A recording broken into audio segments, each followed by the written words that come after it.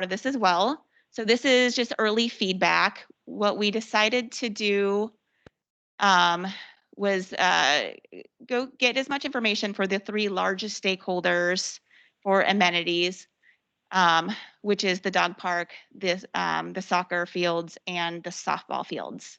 And then I have also discussed and highlighted some of the other amenities that people discussed. So here's just for reference, the original proposal. Our goal is essentially to understand the community needs and based off of the information that we discover through these small groups, through community surveys, through public forums, et cetera.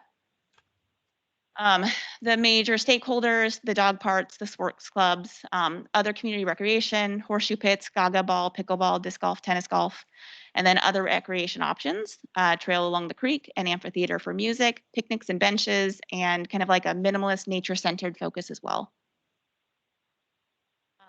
So considerations for the use of space, parks best practices and common trends, existing park amenities. I think that's something that we really want to be thinking about is how much flat land we have for some of these and how much space in general that we have. Also thinking about the floodplain, the wetlands, environmental concerns, the surrounding neighborhoods, the current and future availability of flat land for stakeholders, community wants and needs, and then costs and available funding. This was a recent slide. The Scappoose Bay Watershed Council just did a wetlands determination, and so I just wanted to put this in because this will also impact our planning. So the dog park currently resides at Veterans Park, contains 1 large enclosure for dogs, 1 small enclosure for small dogs or under socialized dogs. It was built by a nonprofit and it was maintained by that group. It's now maintained by the city. There is a picture of where the proposed dog park is. It should with the original concept design. So the immediate concerns of the dog park. So right now, one of the biggest concerns is that essentially a road is going to go right through that existing dog park, and it cuts the dog park in half.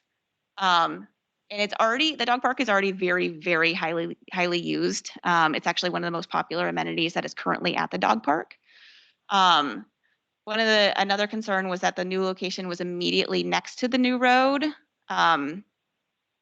which was within the surveys, people were concerned for the safety of their animals. The current dog park is already half as big as it really needs to be for the amount of dogs and dog owners that use parks. And then also the proposed dog park did not include an enclosure for small dogs or under socialized dogs, which is currently present right now.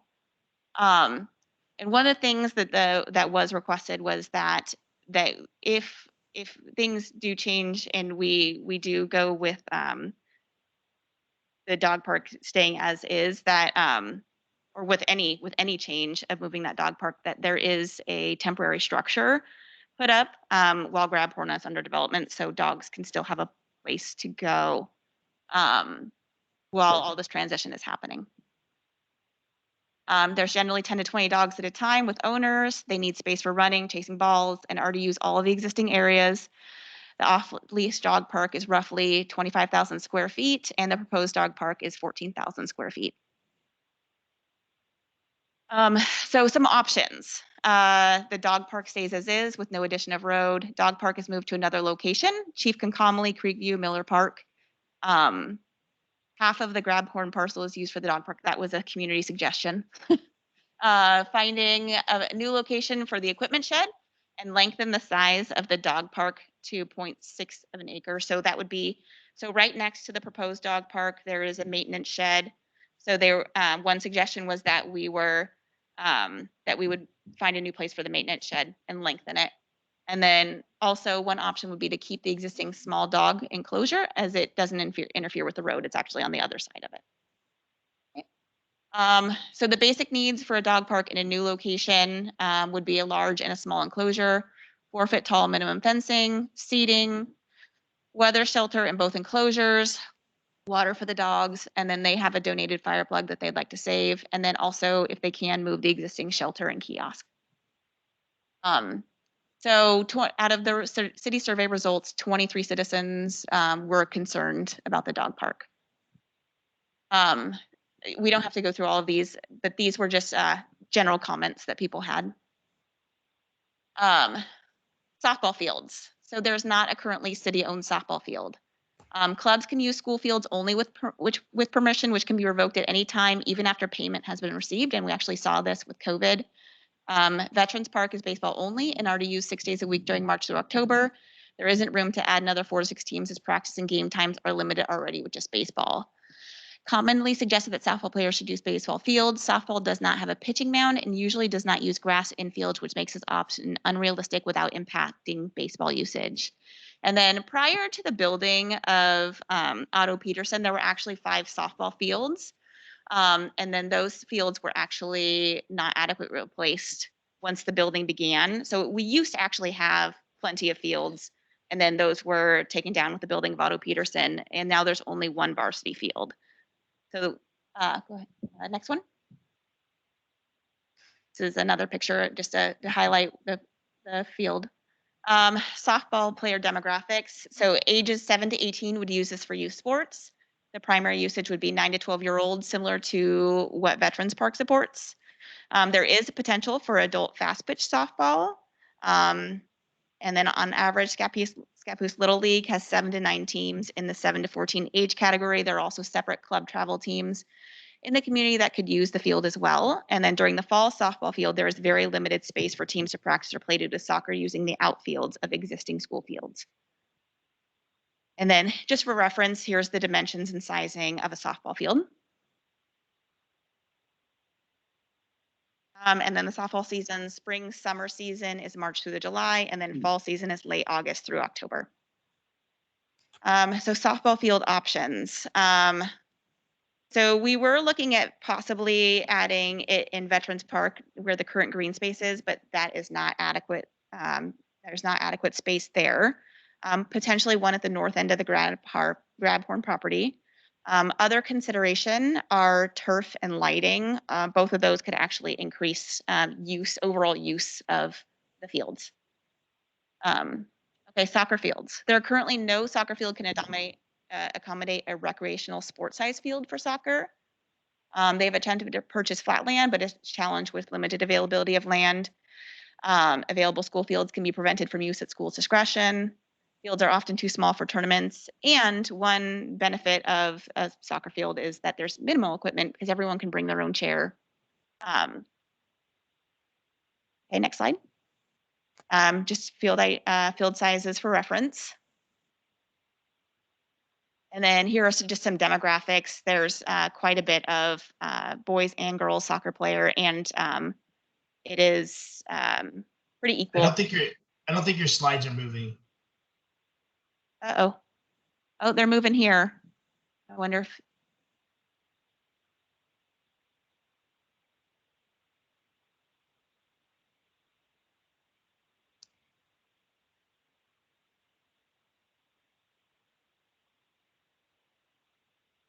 Can you see them moving now? Yes, thank you. Thank you for letting us know. You can go to the next slide. I think if you go to you cut off at 21. 22 didn't show. So here's the soccer field for reference. And then the demographics. Okay, next slide. And then the soccer seasons, fall season, late August through the first week of November, spring season, late March, and through the weekend before Memorial Day, and then no Sundays. Soccer field options. So this was actually something that was suggested by one of the Scappoose maintenance, was that we just have a large field that soccer can be played on at this time that may eventually be able to turn into a pool, or there could be like as funding comes in or as we're prepared for that next level. We could potentially put 1 to 2 soccer fields at this location, depending on the location of the softball field. And then also one of the options, we're also looking into turf and lighting. Okay. So for the demographics, 2 people were concerned about seating for games. They were 14 people were positive about sports and recreation opportunities, and then 12 people were had negative feelings about sports. Additional amenities to consider. So I went through the main surveys to see like what were people most passionate about receiving, and picnic tables and benches. There were 138 of them. 59 people thought a tennis court would be a good idea. 46 people thought disc golf would be a good idea. 36 people wanted a pickleball court, and 17 people want a basketball court. And these again are just survey results that just general comments that people had regarding soccer and softball fields.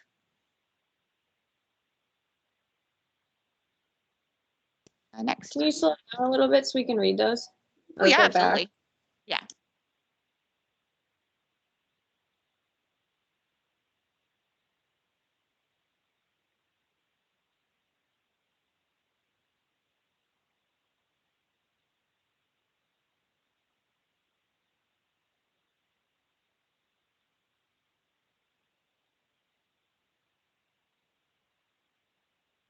I tried to get a general kind of the in support and against, just to have an idea, to just get a general idea of people's comments towards these amenities.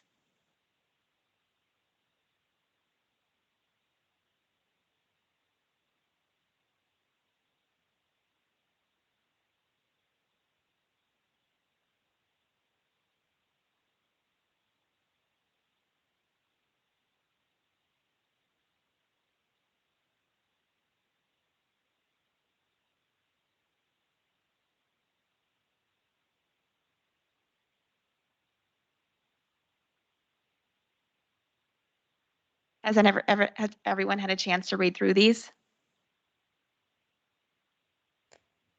Yes, thank you. Okay, I'm also happy to send this out to the whole group so that everyone can have more time to read through everything. That would be great. Thank you. Absolutely. And that's actually all I have. So Kim, you are up next. Okay, do we want to take questions about kind of the findings of each work group after each work group, or kind of save that to the end? Because I've got a couple questions. Okay, actually, let's go ahead and do questions now. Okay.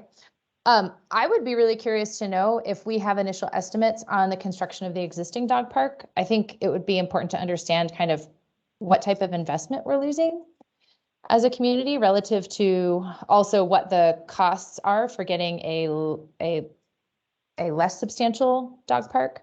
Kind of factor that into the costs and benefits of this whole thing. So I don't know if that information is available, given it was constructed by a private organization. But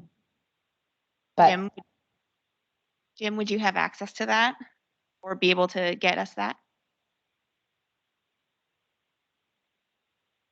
I think you're muted, Jim.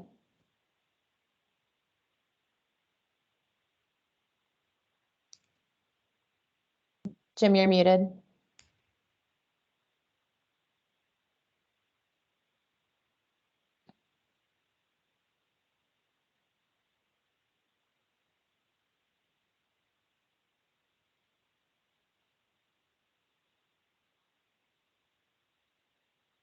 My mic, my mute and mic button is showing up in the upper right-hand corner. There's the leave button and then a mic. You can also hold down Control Shift and M. I think that's the hotkey for it. Correct.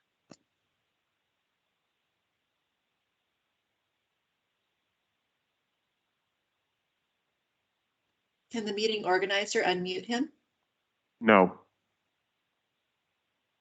When it is Okay. off of the Teams mute, I cannot do anything. Well, Kara, maybe if you guys could just gather that information. Absolutely. From him, Yeah. would be great. Go ahead. And then, sorry, one more. Have you guys, so I assume, so in the slide 22 that you showed, I'm still seeing kind of like an overlapping field situation, and with the seasons also overlapping. what is, I guess, the physical compatibility of these two fields together, and then the scheduling compatibility? Rocky and Brian, I would defer to you guys to answer. This is Brian. I'll say it definitely is difficult when they overlap. It's not something that couldn't be overcome, but it would be tough scheduling wise, and we'd run into similar situations we run into the school fields that, you know, during the spring it'd be tough for soccer, and for the spring soccer season, and during the fall it'd be tough for the fall softball season to fit times in. So ideally, if we could have enough space to fit between both fields without impacting each other, that would be great. That's why we originally tried to look to see if we could put it over at the open space at Veterans, but it just doesn't fit there. We tried really hard to try to make it fit, but we couldn't. But you know, it definitely would have an impact to the ability of those to be used during the secondary seasons, not necessarily off season, but soccer and softball are pretty much becoming year round, or at least fall and spring and summer kind of overlap a lot. So Rocky can add anything he wants there, but I think it would definitely be somewhat of an impact if they were not able to spread them out enough to be able to use both at the same time. I mean, I would echo that, just because, again, as Brian mentioned, the sports are becoming more year round versus our traditional seasons that we had, which were opposite. But now we're in seasons together due to more kids' participation. Mm-hmm. And then, sorry, just one last question. When you guys had to put them into an overlapping design, was that because you were still accounting for some land to be used for the pool? Or like, if we were to take the pool off the table, does that give us enough space to draw the two apart to independent Yes. spaces? Okay. Yes, if the pool comes off the table, there's enough room to keep them separate. Okay, thank you. Tim, are you able to unmute?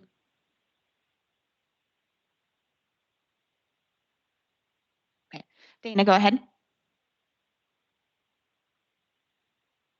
Okay, so I have a couple questions. So one is, how are the current baseball field reservations and or fees handled? Is that handled by the city? Because I'm just hearing you guys talk about the school situation being revocable or not ideal. So I just want to make sure there would be a better option. So I can speak for. Go ahead. I was gonna say for the baseball side of things, Little League has an agreement with the city. I think we put a long-term agreement in there with first right of use of those fields during certain seasons, based on us maintaining them inside the fences. So I think that I don't know the specifics because I wasn't on the baseball side of Little League at that time. I was on the softball side, but I know that there is some sort of agreement on the baseball. I'm not sure what the cost was for that or how much baseball paid for that, but I think, you know, there would be something that would be good to have some sort of a similar agreement with the softball side of things if we were to get to that, so that we wouldn't have that issue of scheduling issues between our youth programs. But you know, that's something that we could discuss at some point. But I think that there is some sort of agreement that prevents that or minimizes that risk for baseball right now. There is an agreement. I believe it was in return for that was maintenance of the fields. Okay, so basically the Little League club gets exclusive use of those fields in exchange for maintaining them. They get the first right of use to the field in Right. exchange. Okay, So it's kind of like right of refusal. okay, thank you. And then second question was, is there any cost estimate for constructing a soccer field versus a softball field? I do not have that yet. Okay, The only cost we ever got was what was on the initial plan documents that we sent. There were no other options considered. okay. And I'll just answer that. And for soccer, we go through the city and fill out paperwork and ask for approval and then pay a fee if it gets approved. To build a soccer. Because we do use some city parks, Miller Park and Veterans area, off to the side during our seasons. Okay, well, I Just guess to my help. question is more like, if Go we were to ahead. turn this into an official soccer field, what is the cost to make it into a soccer field versus just a grass field? Are we just leveling? Are we painting? Are we buying goals? Do you bring your own goals versus a softball field? I mean, you obviously need fencing and dirt, or I mean, I don't know. So for soccer, we'd bring our own goals and then probably take them off during non-use seasons, during the non-use time, and take them away. There's no benches needed. There's nothing needed other than the grass, or preferably turf. But again, we take grass over anything, being nothing. I was just answering the first part of your question about how we use the fields. We have to get a permit and get that approved before we can use it, and we pay a fee. Great. And is there turf and lighting at the current baseball fields? There's not turf, obviously, but is there lighting? No, there's not. It's not. Okay.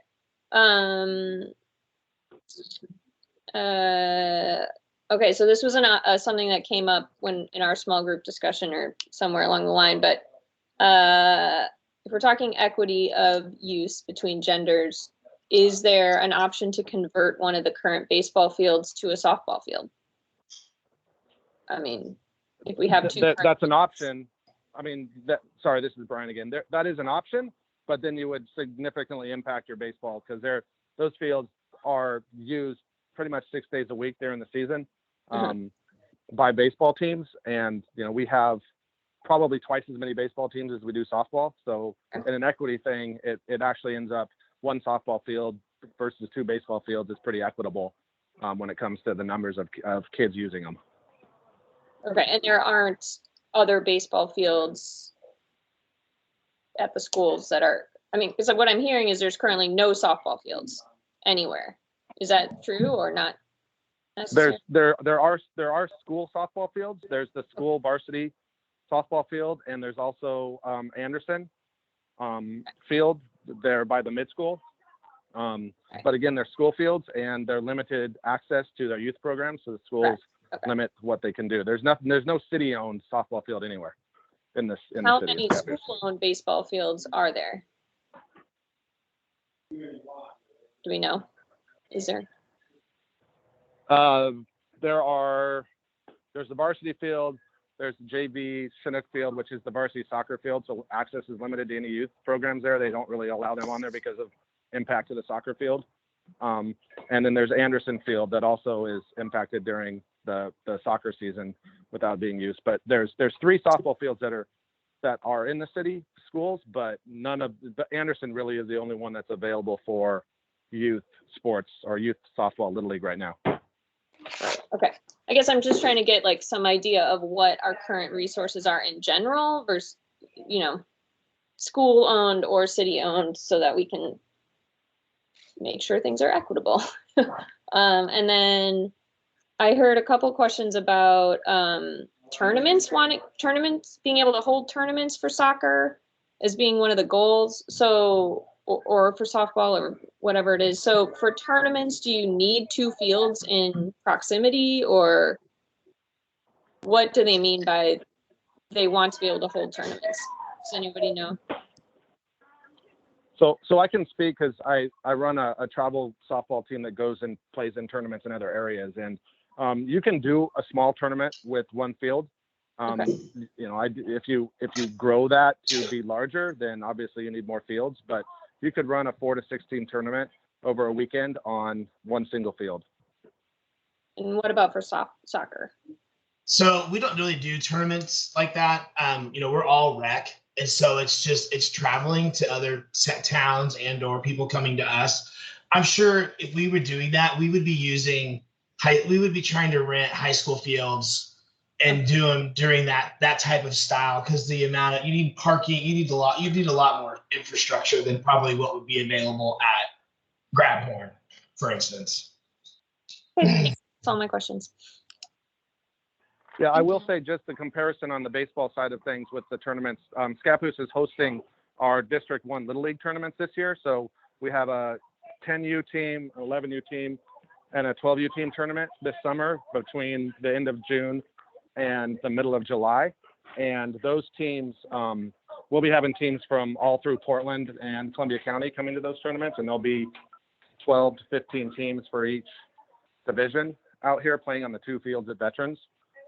So they're doing that many teams with 2 fields. We could do you know, a smaller tournament with a softball field if we ever wanted to host like the district Little League or the state Little League softball tournament. And I just wanted to add one more thing for the soccer thing too, is with that field if that field was not in use, it could be used for other things, obviously, just to make sure that's clear that it would just be a flat area with no stuff there. And if there was goals, they could be moved off to the side because they're on reels. Okay. Thank you. Can I ask a question about the dog park? Absolutely. Is it being considered, or is there pushback about moving the dog park to a different, lesser frequently used park? Like I think it's Miller Park that's not really used. It's just a big empty space as far as I know. That, so yes, it is. And so that is one of the options is to move a dog park, and the dog park is amenable as long as they have something similar or greater than to what they currently have. Perfect. Yeah. The concern is that, and we're going to talk about funding a little bit later. The concern is that we're applying for a grant with this plan, and moving the dog park to another park would not fall within the confines of the grant. So we would just need to figure out how we would want to address that.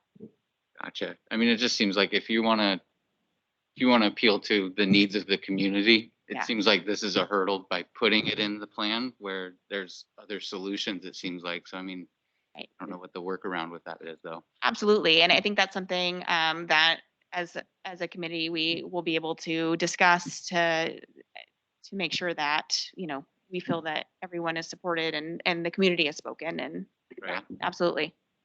Yeah, there needs to be a discussion about that Yeah. because it applies to all of the amenities and issues that you're reviewing. It's about the grant, it's about the system, the actual park system and how that works, how funding can be dispersed and how expenses are made by the city.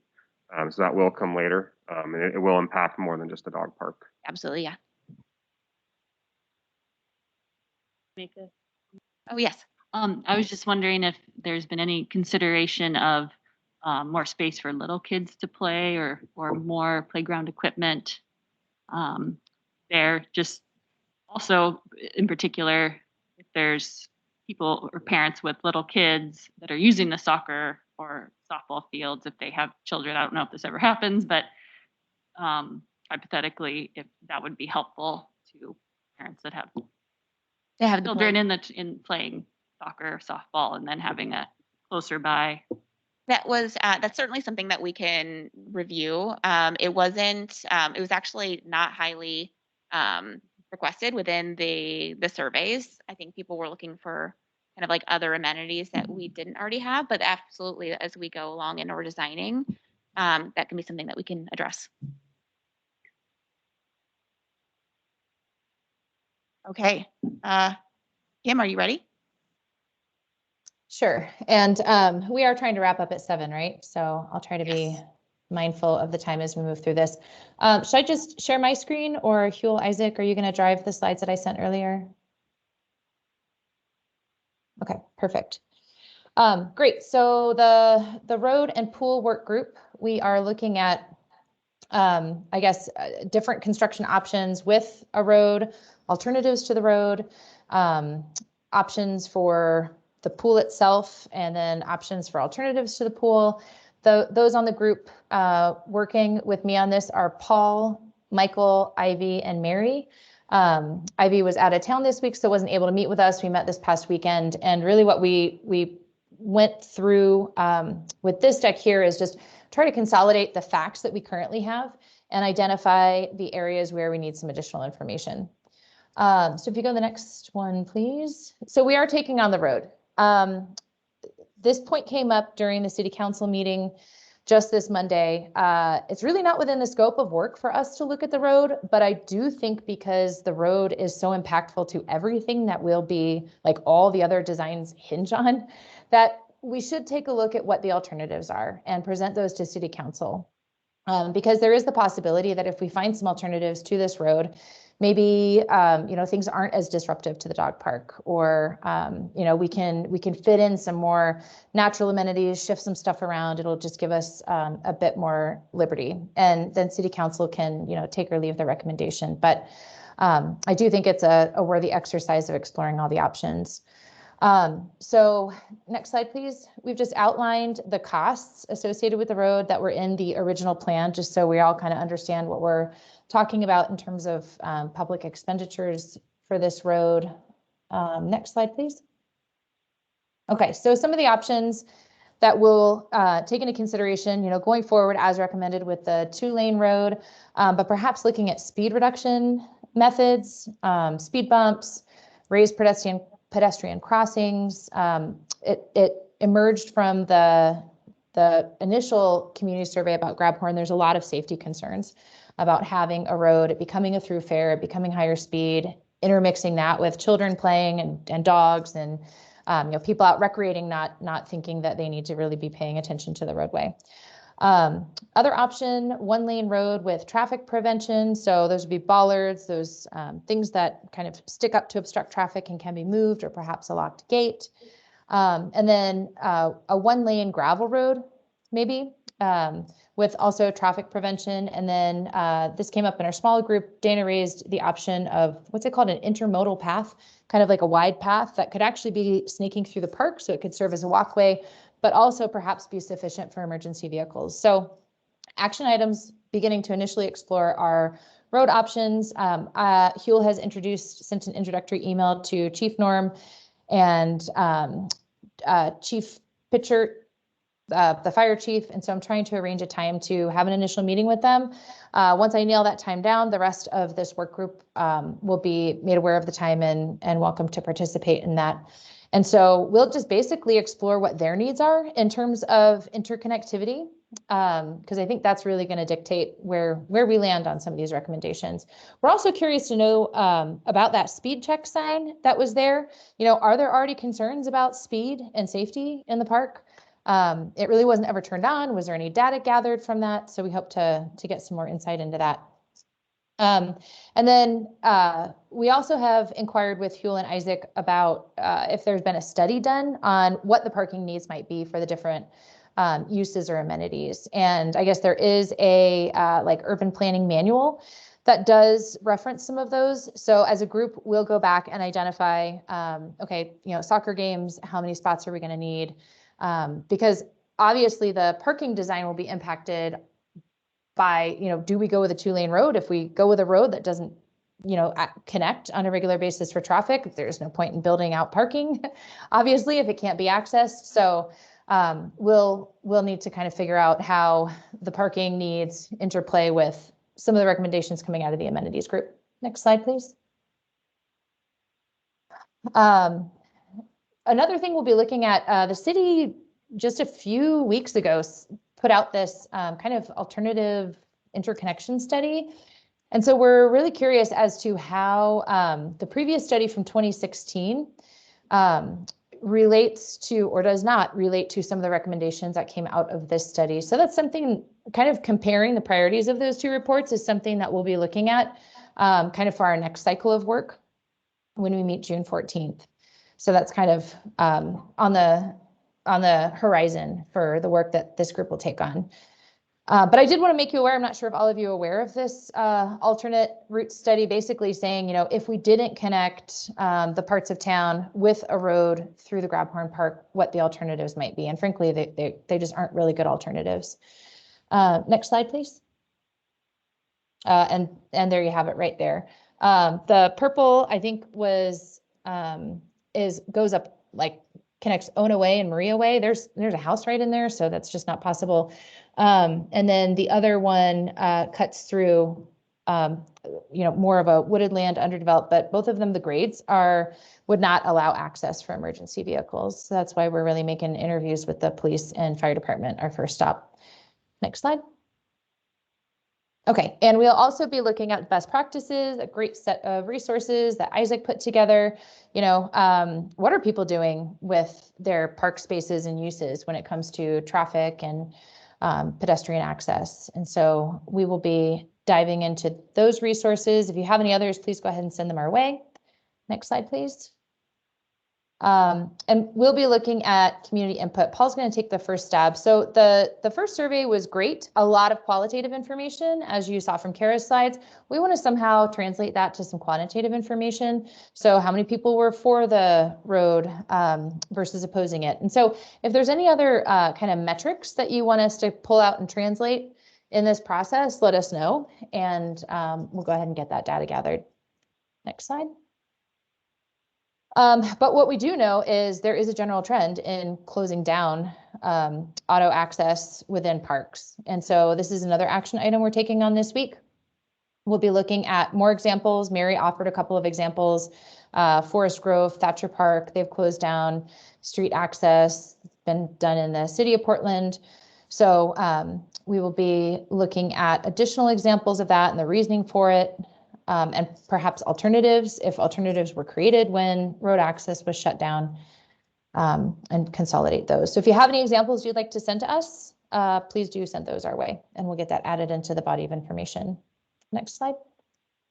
Okay, so the pool. So Isaac and Huel, as I understand it, what was designed in the original park is a 6-lane pool. Correct? No real like kiddie pool, no real like deep end, just a pretty basic 6-lane pool. Is this correct? That is correct. The pool that is on there is the basic pool that was required by the pool fund. So it is a 6-lane pool, half size, no necessary grading from shallow to deep, no extra amenities. It's the bare minimum. That was also partly because of the size of the property constraining everything else that's there. Yeah, thanks. And then that is also the design that was priced in the survey that went out to the community, right? Those costs are the costs associated with the 6-lane pool. That is incorrect. No? That's incorrect. Oh. Those costings were based on a graduated pool that was based off of the current cost of building a pool. So we researched multiple community pools in the area that are of similar size in terms of square footage or cubic yards to the pool that we showed on there. And so those pools have various amenities, bathhouses and things. So that's based on an average cost to build a pool, either indoor or outdoor, based on current construction costs for similarly sized pools. Okay, but a pool design that could not be housed at Grabhorn, given the space. The pool could be. It was similarly sized, but the other amenities were not considered. Okay. Because every pool is so different. That's helpful. Thanks. So obviously we're waiting back for some findings from the latest survey on the pool, which I believe Huel has said those will become available in July. That's not going to be really useful for our purposes because our recommendations need to be pretty solid by July for recommendation to City Council. So we'll be going off of the feedback that we received in the first Grabhorn survey, and just because there's space constraint, we don't have a lot of additional recommendations that we can make about the pool design. So we're really going to be focused on alternatives as well. Next slide, please. So I thought it was just important to kind of understand the history of the pool fund and lay it out there. So this is something that's been in existence since well before 2011. This is just what I could fit on this slide. And you'll see there's been different land acquisitions and then, resulting in the latest acquisition of Grabhorn Park. And then what you see there is the remaining pool fund at $8,000. So we don't have a lot in existence that we're working with here. Next slide. Briefly, there are actually 3 separate pool funds. The pool fund I think that's on the next slide. Okay, just want to make sure that was. Sorry, the next slide. Let's talk about those extra pool funds. Yeah, so if you can provide some extra. So as Isaac was mentioning, we actually have some additional pots of money out there as well. And yeah, Isaac, can you give a little more background on that? So briefly, what happened with pool funding was that there was a ballot measure that required the city to establish a pool fund. We did so. That is the fund that was shown on the previous slide. So this is going to show an initial deposit, and you're going to see ins and outs and interest payments, etc. There are two other pool funds that were created through nonprofit groups in the community that were not something that the city was involved in. And in the late 90s, that money was turned over to the city. The DOJ forced those groups to turn it over for various reasons. And we maintain the balances of the privately held pool funds. That would be the donated money that we continue to hear about. Okay. Thank you. Also, this is just an updated, we also, another kind of set of information that could affect how this park is used. But I think that the city engineer has said she doesn't think it will affect it much. The floodplain has been revised for the whole city. And, you know, part of that does impact the Grabhorn property there. But Isaac and Huel, the revision of the floodplain does not impact the space that was originally slated for the pool. Is that correct? That's correct. It makes the available space outside of the floodplain slightly larger. It actually reduced the size of the floodplain on the Grabhorn property. Okay, thank you. Okay, so some action items on this. We just wanted to seek, if you go back to 14 there real quick. We just wanted to get some better understanding of how and when these funds can be used, kind of what the constraints are, and then what the legal obligations are to actually use these funds for a pool. And Huel's already provided some information. There was a meeting in February where this was addressed by City Council, and the legal counsel for the city has interpreted things as, you know, if City Council changes the code, then we can change the use of the pool funds and basically get out of obligation for putting some sort of pool on Grabhorn property itself. And so in the next kind of version of this, we'll have all of that background information included for you. All right, next one, please. Alternatives, we're kind of focusing on a potential splash pad. So we'll be looking to get some more cost estimates. Huel has already gotten us, I think, Huel, those were great numbers from the other park that we'd request. I've requested information on 3 parks. Two of them are in the city of Portland, and one of them was it Blue Lake, I think was the third one. And so we can just get some reference points about what is construction cost, what is operation cost. We do have a water feature at Heritage Park. I did tune into the city council. The discussion was really unrelated to any sort of like operation costs or limitations. It was really focused on COVID, kind of when do we turn this thing on, given all the changing recommendations about COVID. So there wasn't too much there. But I have also asked Huel if he can identify the initial construction cost for Heritage Park. And other alternatives, you know, do we seek partnership with another organization? Sorry, that should say PCC. You know, given their growing presence in the county, do we maybe look at this as a countywide project? Next slide. Funding options, we kind of agreed this was out of scope of our group, but I think what we will likely make is a recommendation to City Council that they need to put together a group for the future to look at this if we choose that a pool at Grabhorn Park is not the best option right now for the city to pursue. Next slide. So here's just a consolidated list of our action items. We are all well underway and getting to work on, and then we'll have the ideas. We'll kind of do more fact finding, get those facts built into this spreadsheet, and then work on the next set of priorities and continue to go from there. So I guess briefly, questions or comments from the work group, things I have maybe overlooked?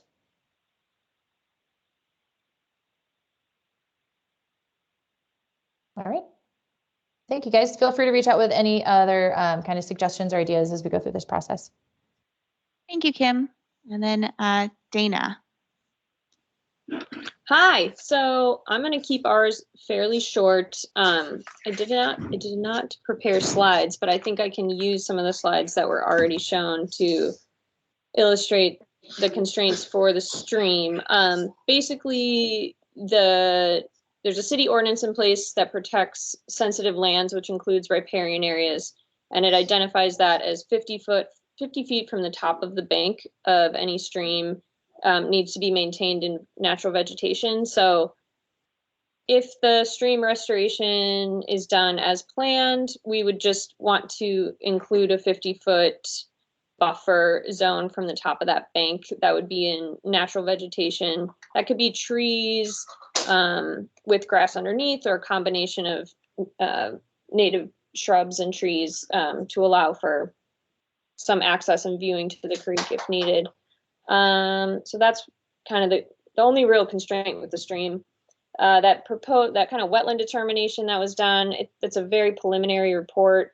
So there needs to be a final determination that's concurred with by DSL before we really consider the wetland as a constraint. But if there are wetlands found on the park, obviously we need to either mitigate for any impacts to them or just maintain them as it is, so they can be maintained as just a mowed area without anything on top of them. But that'll kind of come later down the road. It's good to keep in mind, but until things are finalized, yeah, we can just kind of plan around it. So I think there are some opportunities for enhancing some of those natural features, like where that wetland area could be and along the stream. So that was kind of what our group talked about focusing on, is maybe we could include some boardwalks or trails and enhance those wetlands if they turn out to be wetlands in that initial area of the park, to make a nice entrance area where people could come in. We could have some signage, potentially looking at different trail material options, so a paved trail, potentially some either gravel or mulch trails or just dirt trails that would be closer to the stream, and how those might work. So there are some constraints with that, as far as, that area will flood occasionally, so any material we put in there could potentially be washed away and needs to be able to withstand that kind of flooding. So a big constraint to any kind of natural features or areas in the park is maintenance. So in our current parks, with the current public works staff, maintaining more than sort of a mowed area is a budgetary and time issue. So if we're proposing to put in anything that's going to require, hand weeding or mulching on a regular basis, we need to just be mindful that it's going to require some additional maintenance funding, and make sure that we have a plan for that in place for the long term. Let's see. So the small tributary that comes down and joins the main stem, one of the constraints there with putting a road or any, having the dog park cross that or anything there would just be, that is potentially a stream that has salmon in it at some points of the year, especially when there's high floods. So we would prefer it to have a bridge versus a culvert, so that the natural stream bed is maintained. So that's just something to consider. And then anything that would be put in there needs to be outside the floodway of that small tributary as well. But again, the tributary also offers a lot of opportunities. So it's pretty difficult to access the main stem for kids to play in or dogs to play in the water or to really get in there because of the flood concerns. It's deep, it's not really somewhere we want to encourage people to be accessing, but that small tributary could really be an area where we could encourage some interaction with the stream, create some areas for people to be next to the water and enjoy it. So I think there's definitely opportunities there. Another thing that we kind of identified as a need was shade in all the parks. So whether it's coming from more trees, generally just more trees in the parks would be great, or a shade structure, but more shade or covered areas for people to enjoy would be great. And those were kind of the main constraints and opportunities that we identified. I think given our time, that's where I'm going to leave it. And if you guys want to get more into it or ask any questions, I'm happy to answer them.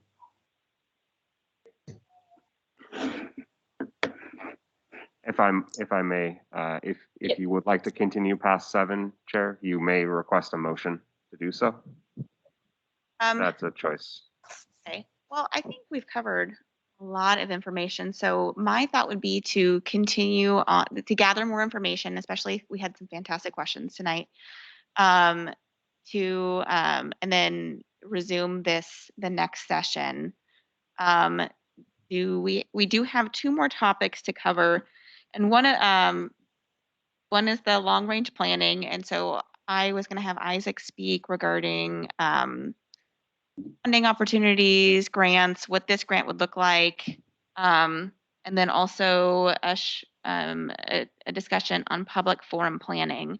But what is the general consensus? Would we like to continue on tonight so that you guys can have this information for small groups, or would you like to postpone until the next meeting? I think we should continue on. I'll second that. Yeah, so I'd make a motion, we continue for a bit, Kara. Okay, all right, so then let's, so, and we have a second, so all in favor say aye. Aye. All right, Aye. great. Jim, I see that your hand is raised.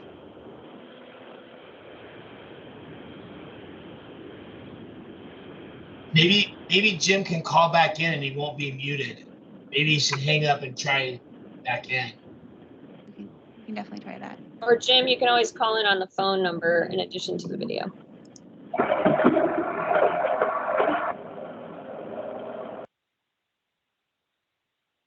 Okay.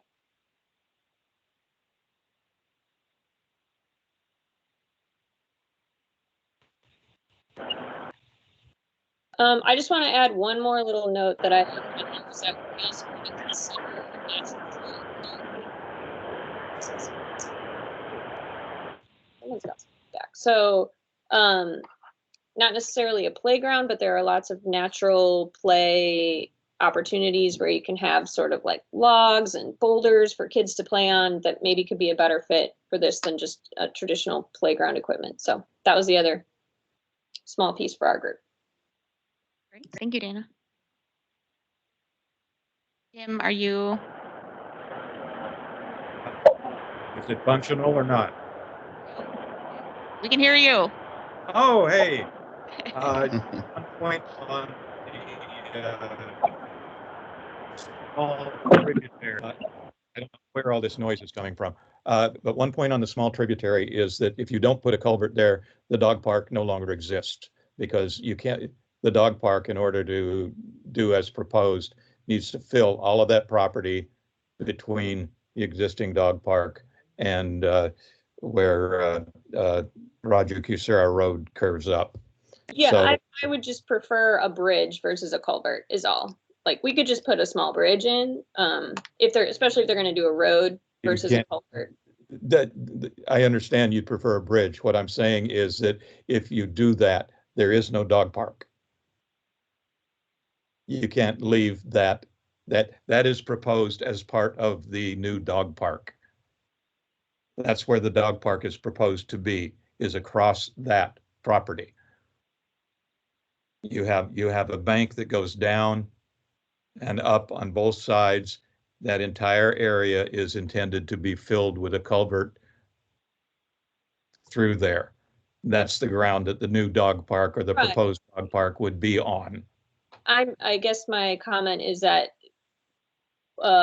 instead of doing a culvert that would fill that, is a bridge that goes across and doesn't fill in the floodplain is going to be much easier to permit and also much more stream friendly. And potentially, depending on how high a bridge is, if a road even goes in, you could still access the area underneath it. You know, does that make sense? So the bridge would need to go above that floodplain. The dog park, with the drop off there from the existing, where the existing dog park is, would be dangerous for dogs. We'd have to fence on both sides of the creek. We would end up with a space. Well, quite frankly, we would end up with about a third of the existing dog park. No, I'm not proposing the dog park crosses the creek. I mean, having dogs. Oh, there's the dog park doesn't cross the creek, it doesn't exist. You won't even have room to throw a ball. Okay. But we can't fill in that tributary. So, I mean, No, I was told by the by Dave Sukow that basically they're going to run a culvert from the fence from the neighbor's property over to as far as the road is, and they are going to fill all of that in so that it is leveled across and functional for the new proposed dog park. Oh, well, no, that's never gonna get permitted, so, I mean, he can, Then, as they would things need to stand, determine as that with the things stand permitting right now, the agencies. dog park will cease to exist completely, and that's going to irritate a lot of people, to put it politely. Okay, well, I can say that I don't think that option is gonna be permittable under, you know, by the DEQ and whomever, so. Yeah, and I think as the watershed council, all I can say is our preference would be any crossings that are proposed are bridges versus culverts. Jim, I think the proposal is just that as well, right? It's just a proposal at this point in time. It's really No, us up to us to determine Everything's what, a proposal at this point. I'm just pointing that out. right. I think that's good information, and I think that will definitely play into now we know that ideally we have to completely move it to a different location. Which most of the dog park users are not opposed to. Okay, or at least a different location on the Grabhorn parcel. But definitely as it was in the proposal, that obviously doesn't seem like it'd be suitable. So that's good information. Okay. Did you happen to have, Jim, the other information that Kim was looking for was the original cost for the dog park? I can't give you a total, but as just as an example of the fencing that we had to put in to accommodate our neighbor who was having problems with the dog park. That one section of fencing there ran us $2,500. I don't know what the original fencing ran. The big shelter that we put in was the difference would be considerable from what we paid because so much of it was donated equipment and labor and materials. But I'll see if I can't find some idea of what those costs were. Okay, that'd be fantastic, and we can present on that next session. Okey-doke. Thank you, Jim. Okay. Do we have any more questions regarding the presentations that we had tonight?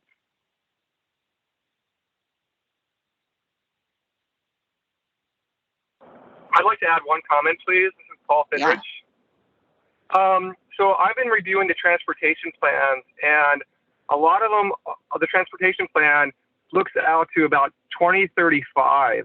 And a lot of the assumptions that are being made, you know, around transportation connectivity is about growth of the town and of the city and such. And so when we're looking at amenities, I think we need to make sure that we're thinking of that as well. You know, so for instance, if the dog park right now is already too small, boy, in 2035, what's it going to look like? You know, same thing with the number of fields. So that's my only kind of addition to the great presentation so far. I think that's also something that we had discussed on another level, was even creating, seeing if we could flag space for multiple dog parks, because it does seem, even when we were just at the park viewing the property, our main maintenance person said that all day long it is the most used amenity that we have. And so I think that's something that we really need to address as we're looking at this. Okay, any more comments, questions? Okay, perfect. I'm going to pass it over to Isaac. I wanted him to discuss kind of more long-range planning regarding grants, funding, because it will play a role into the things that we're looking at and prioritizing our needs. Yeah, so really, I'm going to talk about a lot of different things, but the real thing that I'd like everybody to take away is the prioritization issue. Because at the end of the day, the development of the Grabhorn property is pretty much contingent on receiving a grant for $750,000 to develop. Currently, the city budget for parks is pretty tapped out, frankly, and that there's no kind of money set aside for this kind of development. So in order to do that, they use matching mechanisms through grant funders in order to create these kind of large scale developments. The Grabhorn property, as you know, is something like 8 acres. That's a very large park, and it's completely undeveloped. So that being said, as the groups move forward about thinking about amenities they'd like to see, thinking about the kinds of things they'd like to see where, one thing to keep in mind is a prioritization of these things. And the reason for that is that there is a good likelihood that even if we apply for this grant, we may not get funded. And there are some reasons. The first reason is that we've received the grant that we are applying for twice already in the past 5 or 6 years, also for large park improvement projects. So in the grant funders' eyes, they might look at our grant and very well decide that, the city of Scappoose keeps coming back to develop our park system, and they might choose not to fund us. So in that case, we would want to look at the things that we can do. So the lower hanging fruit, as it were. So what are the things we can do for a little bit less? We could run a trail. That price tag came in at around $40,000. That's far less than, developing and creating a whole soccer field. So for the different, like the amenities group, for the watershed group, what are the things that we can do moving forward to do that? And I would suggest that feature heavily in the recommendations you all bring, so that the city, when we get the recommendations and council makes their final decision, we can see how that works. Earlier on in the evening, I had kind of mentioned about, and somebody had mentioned about moving the dog park to another park. Is that correct? Right, and there had been some talk. So the thing with the grant is that when you get a grant, it's only good to develop one single property. So when the grant funder looks at our system, right, they're not going to look at moving the dog park from one park to another. They're going to look at developing just the new park and only the new park. If we propose something like moving the dog park to one park, moving, and funding a soccer field down at the south end of Veterans, and developing Grabhorn, they will probably toss our grant out the window, because they would see that, they would say, well, you're trying to develop your park system. This is a grant to develop a park. So those kind of changes and shifts can be considered, but they're definitely more along the lines of a system plan, which would be the Parks Master Plan. So, I'm not trying to discourage those thoughts or those thinkings, because they're important. They really are, and it is time and past time that the Parks Master Plan be revised. And that probably will happen sometime in the near future. And these are all good things to think about, as how does Scappoose want to see its park system? However, for the constraints of this committee, for the constraints of the grant, those things aren't going to be functional for the development of the Grabhorn property, as much as, we might wish that it was possible to simply move something, because it seems so easy to do. We would still have to find that money, but that would all be outside the grants. Goes back to the prioritization of these things, which is, what are the priorities of the communities? What are the priorities of this committee and their recommendations? So that as we look at this going forward, we can understand how to move forward in the most effective way possible.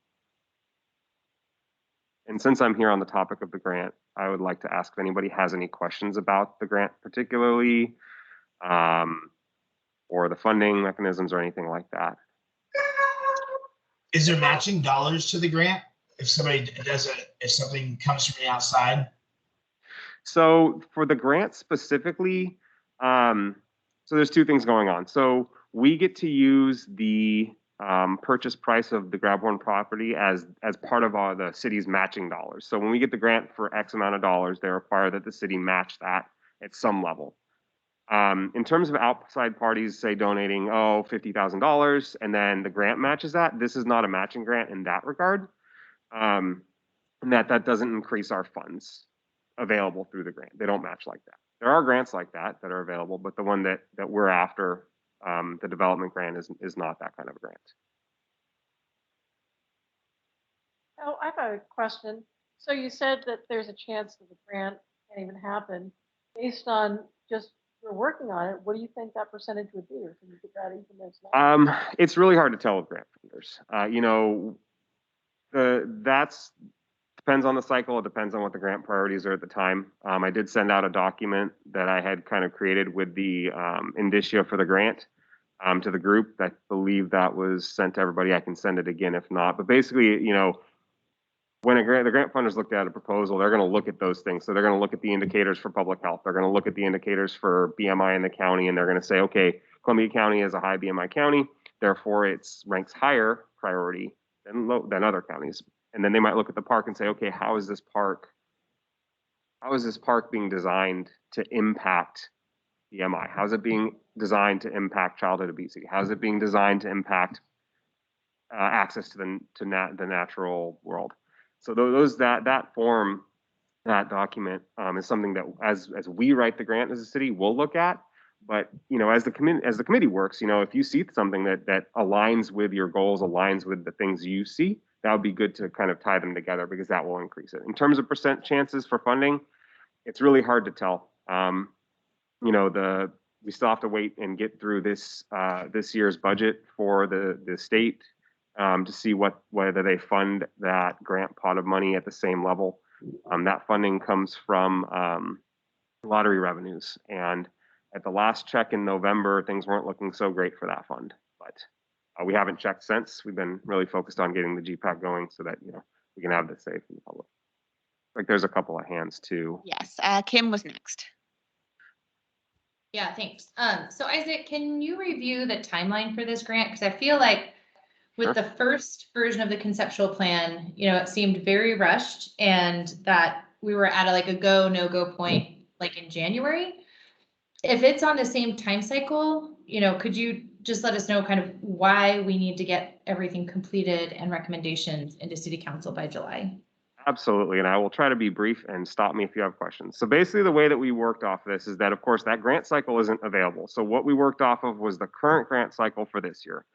The grant cycle for this year, the grants were due on April 22nd, which means that the city has to have the final grant done for the final review and approval by City Council before that, which means the first meeting in April is the last meeting City Council has to approve it. Going backwards from there, things that need to happen are the city has to write the grant. That can take a couple of months. Before that can happen, this development needs to be in the master plan. That would require a master plan amendment, which would also take a couple of months. City can write the grant at the same time that's happening. However, it can take a long time to write a competitive grant when you're asking for $750,000. You know, there's a lot to be dealt with, a lot of revisions. Backwards from that step, once to get something into the master plan, City Council has to move a recommendation to the Parks Committee. Then the Parks Committee takes that up. So that takes us back at least another month and a half. Before that can happen, we have to have an engineering design up to 10%. That can take up to 2 months to have done. We'd have to contract with an engineering firm. They would take a recommendation from council, go back and forth with the city on how things look based on the recommendations from this committee. Before that can happen, City Council has to look at the recommendation from this committee and approve it and direct the city staff to go and seek a design consultant. That process between that decision and getting the consultant can take a month. So we go all the way back, and essentially Buell and myself and Alex sat in a room with a whiteboard, and we literally listed out dates, connected all the dots. And this timeline that we're on for GPAC leaves us about a week to 2 weeks maximum in order to make our grant in April. We beat this thing as hard as we could to try to make more time. And you know, if one thing were to slide a couple of weeks, we might miss that deadline. And council did direct city staff earlier this year at one of the meetings to shoot for that grant timeline. But that's why this process is moving so quickly currently. That's really helpful. Thank you. Does anybody have any more questions about that or other items? We have Rocky next. So just again, thank you. Just to get clarity, so like equitable access for recreational type things, these are all things that help the grant. Is that what I'm hearing you say? Or essentially, so the grant funders have a list of indicia for how they score a grant. And basically what I did, I'm assuming you're referencing this document that I sent. I can send it again, but basically what it's going to show is it's going to say, I looked at the grant funders manual for scoring, and they look at these indicia like to say, okay, Scappoose is in Columbia County. Columbia County has a high indicator for BMI and a low indicator for parks and trails. So our grant would be more competitive if the park we're designing has parks and trails, which would then impact BMI by hypothetically helping to lower it. So they're going to look at what we develop and design through this process, through the actual design process of the development, and see how those things match. So having a sports field would be an indicator that would positively affect, bringing down youth BMIs or whatever their indicator is. So those aren't necessarily things you have to consider. Those are things that we will consider when we write their grant. But if you consider them now, it'll be easier to write a more competitive grant. We're not trying to tell you to do one thing or the other. We're just giving you information about how the grant will be scored. Okay, thank you. Brian? Yes, if the grant goes through and we decide that, is it really hinged on if the pool goes in or not? That's why I'm just worried that. No. Are we going to be tied to it, or is it still flexible? Like we get decision, approved for the grant and then we decide later on that the pool is just not going to work. So the decision for the pool, we are hoping will be made about before we apply for the grant, because the grant will include the building or the not building of these items. So when we give the grant funder a design plan, if we start significantly changing it, they could withdraw their grant funds. So what we give them is going to be fairly set in stone, which is why the city council has initiated concurrent processes to examine the road, to examine the pool, to examine these other larger policy issues that play into this development of the Grabhorn property. So there's a lot hanging on, a lot of different decisions being made. Okay, all right, that makes sense. So I mean, it could totally change by that time. Yeah. So okay, all right. Dana? Yeah, so a couple of questions. One is if there is any kind of list or anything that indicates what amenities provide the greatest BMI reduction points. So like what would be the greatest BMI reduction? What would be the next that they might use to score our amenities and grant? And the second question was, does that apply to age groups? Because from what I'm hearing from softball and soccer, these would really only be available for kids. So if our BMI rating is based on our adult population, should we be thinking about amenities that would get our adults and or seniors active to have a more likely chance of being funded, and also just to broaden our age group and impacts? And then also, would the cost of the road be funded through this grant as well, or is that a separate funding mechanism? Okay, so I'm going to start the last question. The answer is no. The grant cannot be used to fund the road. That's a whole separate deal, aside from the actual construction development on the Grabhorn property for the park. For the first question, the grant funder doesn't provide a manual that says this is how many points go to this or that. They're going to look at more generally like the kinds of things that they feel or they think as professionals in the running parks and healthcare professionals and other kinds of people, how that decreases BMI. In terms of age groups, yes, those are considered, and those were in there as well. So those kinds of things are definitely more tied to the smaller types of amenities, kind of like what you're talking about. Playgrounds, trails, etc. But if the committee and the group want to take those into consideration, the list is there and accessible, so you can or cannot, and it's up to you. Thank you. Monica? So who's funding the road, if it's a proposed road? So if it's going through the dog park, that's what's displacing the dog park. And that doesn't necessarily have to do with the grant. That's because of the road. I will definitely get back to you on the specifics on that, unless Joel happens to know. But we will get back to you about that information. So what was the question? Well, if the proposed road is what's displacing the dog park, then who then would be on the hook to fix the dog park? That wouldn't have to do with the grant necessarily, if it's the road, Yeah, well, wanting the dog park to yeah, move. the road is, there's not gonna be any, you cannot fund the road through the park, grant process. Mhm. The city has to use the SDC, system development charges, that goes to sidewalks and whatever else. That fund then would fund the road Mhm. if that road was in fact built. Yeah. So, yeah, so So that's, then so if that displaces the dog park, the road being built, it's not exactly the grant that would have to cover moving of the dog park. It would be some Right, other right, source. The technically speaking, and just hang on, Jim, for just a second from what you're going to hear. Technically speaking, if we were to run a road across any kind of amenity, we don't necessarily have to replace it. However, we're choosing to replace it, I believe, for the good of the community and other reasons. So it's part of the grant because when the property develops, it'll be under the grant, and so the grant will fund the moving and new construction for the dog park in another location. So that would not be funded by the SDCs though. So we have to find another pot of money for that. So the SDCs that Joel was talking about only build the road. They will not replace amenities in other locations. However, if the placement of the dog park isn't ideal or isn't feasible, then there has to be other considerations. Right, which is part of why this group is here, is to consider those things. Right. Such as what we just heard tonight with the culvert versus the bridge versus the moving the dog. Right. To be clear, though, if the dog park is displaced by the road, then that would almost be mutually exclusive from the grant process. Like the city would be, so that could potentially be funded to be moved to a separate place. Unclear. And get back to you. Okay, thank you. Do you have more questions, Jim?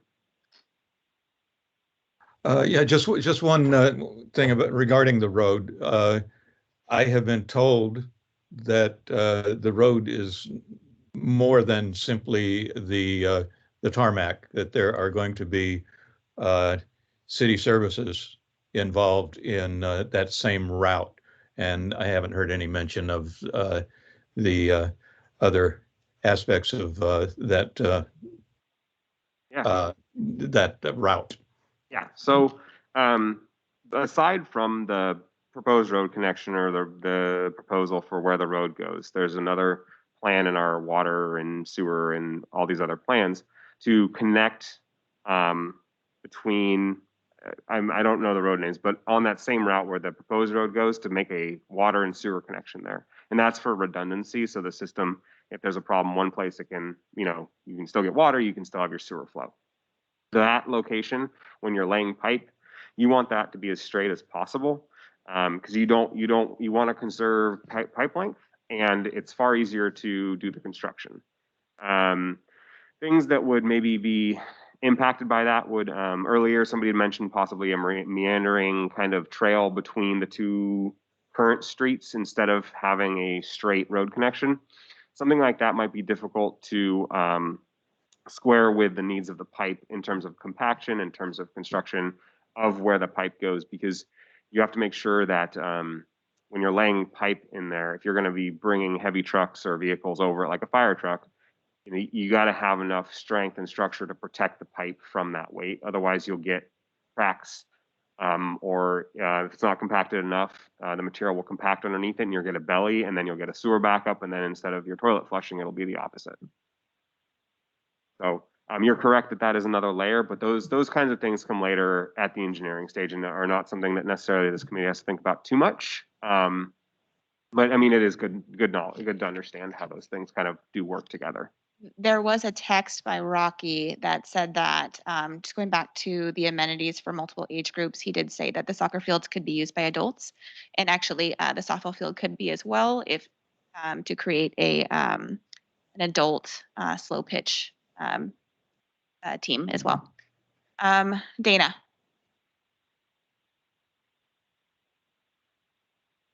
Sorry, do we have any idea or clarification on whether the existing trees along the current adjacent property owners' driveway would need to be removed as well as part of the road / pipe construction. And also, I think it is always good to consider our neighbors. So just thinking about that as far as the road placement and or fields, just right there. Yeah, I know where you're talking about. I know they've already had kind of issues with the dog park. So like, if we can find a way to help the neighbors of the park also be happy with whatever amenities are adjacent to their property. And especially those trees, I know they provide a huge windbreak for the park. So if you took them down playing on a soccer or softball field with like gale force winds, which comes down in the evening, would probably not be ideal. And just, it would have some pretty major impacts. So I just was wondering if we had any idea what that would mean or what the plan was. So I don't know exactly. We could zoom in onto the proposed plan and see what they had in that area, and see whether they had trees there, and kind of do a rough overlay of whether the road would, kind of go over those trees where they are now or not. But this committee is making recommendations, and something like recommending that the impacts, if you propose a road, the impacts be minimized to the surrounding property owners, or attempt to or preserve the trees here for X reasons. Those kind of recommendations are things you can make too. They don't just have to be the big, like, yes road, no road. It can be down to the smaller things, like we want to protect as many trees and natural spaces as we can around the park. We want to, it could even be like, we would like X style of trash can. It's really, really an open slate. Thank you. Okay. So any more questions for this topic? Because I was going to move on to the public forum planning. Okay.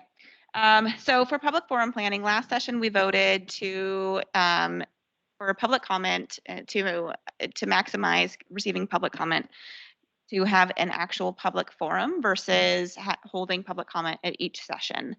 So we had a couple of different suggestions regarding how we can hold that public forum. We absolutely can have a few members of Parks and Rec, kind of of the GPAC, standing up and having the general public speak to us for 3 minutes at a time. Or we can create kind of like something a little bit more exciting, a little bit more involved, such as maybe having if we came up with like 4 different plans and had the public at large vote on the plans, and also giving them stickies to write their comments, giving them ample opportunity to just speak to us in general. So I wanted to get a feel for what the thoughts are from you guys regarding your preference. Now, one, if we are just listening to members of the community speaking, then we would want to do that a little bit earlier on, just to hear general feedback. If we are looking at, presenting a couple of different options to the public, we would do that a little bit later. So do we have thoughts, suggestions?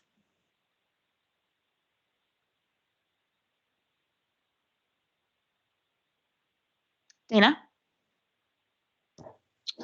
Yeah, I think it would be a lot more constructive for where we're at in the process to have a little bit more focused input from the public on either some kind of, list of priorities or plan voting or something of that nature, versus just having them speak for 3 minutes with no additional input from where we are as a committee. I feel like we have had a lot of opportunities for public comment, and they always have the opportunity to comment at our meetings. So maybe a little more guided forum would give us more useful feedback at this point. But that's my opinion. Thank you. Kim? Yeah, I guess one other option that would maybe be kind of halfway in between presenting them with a full plan would be to, provide these decks of information that we're creating through this process and put it out there. And so they've got kind of a reference point and understanding of, you know, here are all of the corners that we're covering of these issues, and then give them the opportunity to potentially provide additional information if there's something we're overlooking. I guess maybe voice preferences for some of the options that we're beginning to highlight. That's just one way that I see it could potentially go, doing a forum. In that suggestion, are you, if you're saying giving them the decks of information like this, like giving them access to slides? Or Yeah, so in preparation of the forum, saying like, here's, and I think this would just be good for transparency in general, that the public have access to the information that we're putting together and that we're considering along, you know, each step of the way. So putting that out there, saying, you know, here's all the things that the work group has covered to date. So is there any additional input that you'd like? So that would give them a little bit, you know, a little more guidance and structure in providing their input, and also, you know, allow them to kind of put their input into buckets relating to either amenities or the creek or the road and pool. You know, certainly there could be like an other category, but that's just a way that we could maybe have a little bit more of an open forum, but provide a little bit more structure behind it. Thoughts on that? And on Dana's suggestion?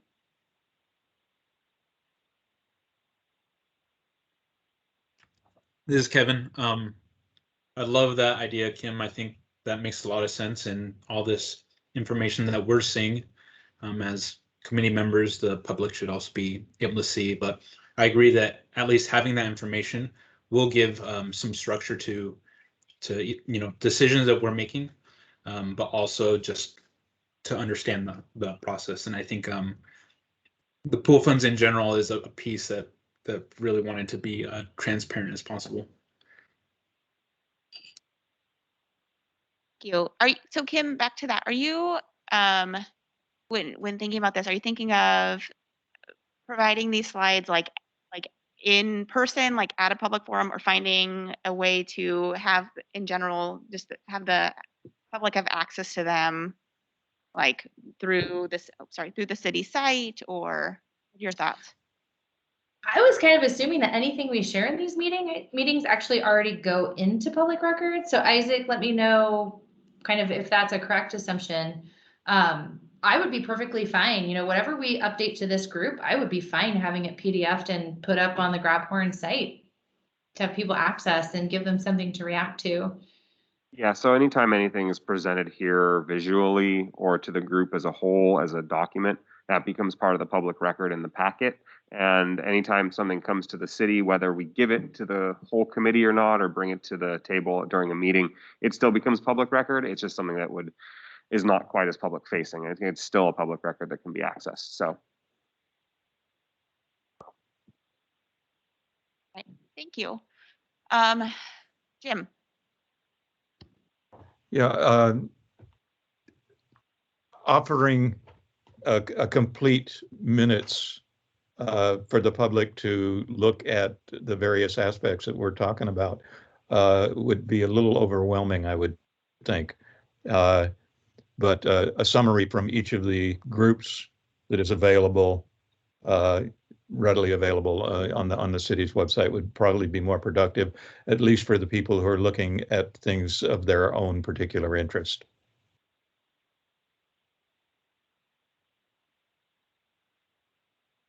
I would agree. It could be daunting. And what I'm kind of picturing too, if we do having kind of more of a public forum, would be kind of like some infographics of highlights of things that we've learned. And maybe having our slide decks and kind of readily available, but maybe more kind of pertinent information on like boards behind us or something that creates dialogue, but also major points highlighted.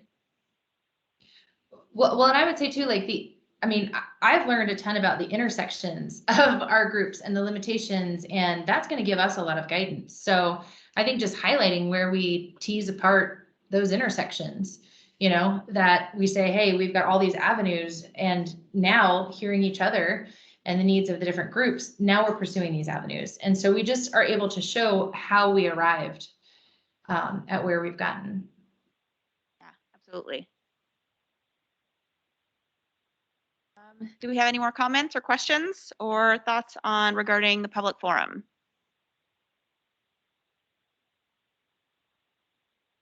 Okay, so it sounds like there was kind of more interest in kind of having the public forum with kind of more focused.